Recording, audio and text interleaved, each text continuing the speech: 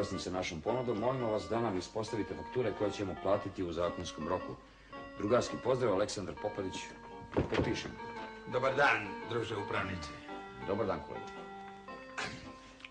Čujem, druže upravniče, da se kucaju neki tajni spiskovi. U pravu ste, ali samo delimično. Spiskovi su već otkucani i nisu tajni. Tanja, budi ljubazni, molim te.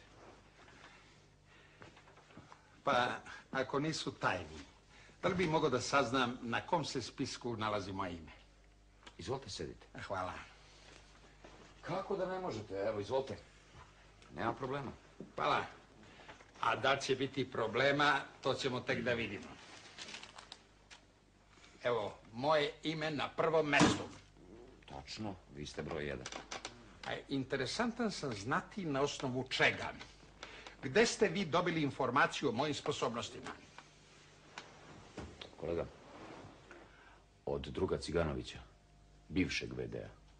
Njega ću da tužim sudu, a na vas ću da se žalim nadležnom organu. A što to? Zato što Ciganović nema ni stručne ni moralne kvalifikacije da sudi o mojim sposobnostima. Tvrdim da je sve laž od A do Š. A što vi tako govorite? Vi ne znate što je on rekao uopšte. Mogu da zamislim. Kod nas jedva čekaju da im okrenete leđa pa da zakrkaju nož do korica. Pogotovo taj stari spletkaroš koji je preživio sve rukovodeće garniture. On je vas hvalio. Molim. Kažem, on je o vama govorio sve najbolje. A šta je govorio? Pa govorio je da vi možete da potegnete za trojicu. A čemu onda ovaj spisak? To je spisak ljudi na koje on računa. To mi je dakle smislio. Da mi natakari samar pa da teglim komarva, jel? Pa vidite, nije lepo od vas da tako govorite, znate, pogotovo da ga opanjkavate u mom prisustvu. Nije to lepo. On je o vama govorio da imate energije, znanje i iskustva. Majku moje be. Tu postoji još jedan spisak. Šta biste vi mogli da radite u našoj firmi? Naravno, ako hoćete, ako nećete. Molim, družu pravniče, ovo, dozvolite da malo razmislim. Pa naravno, možete, do 12:30. Dokle? Kažem, imate još sat i po vremena. Molim, dobro, hvala u redu.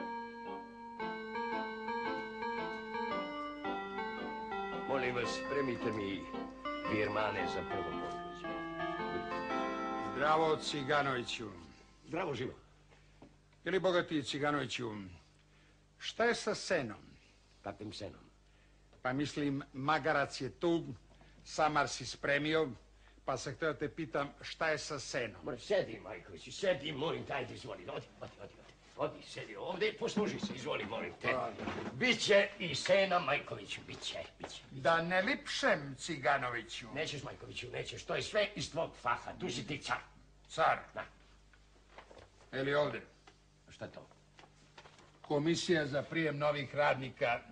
Je li tu da bude Mirođija? Mari, kakva Mirođija, bogati? Predsjednik komisija, razumeš? Ti kao pošteni, objektivan čovjek otpora na sve vrste pritiska. Čujem, hvalio si.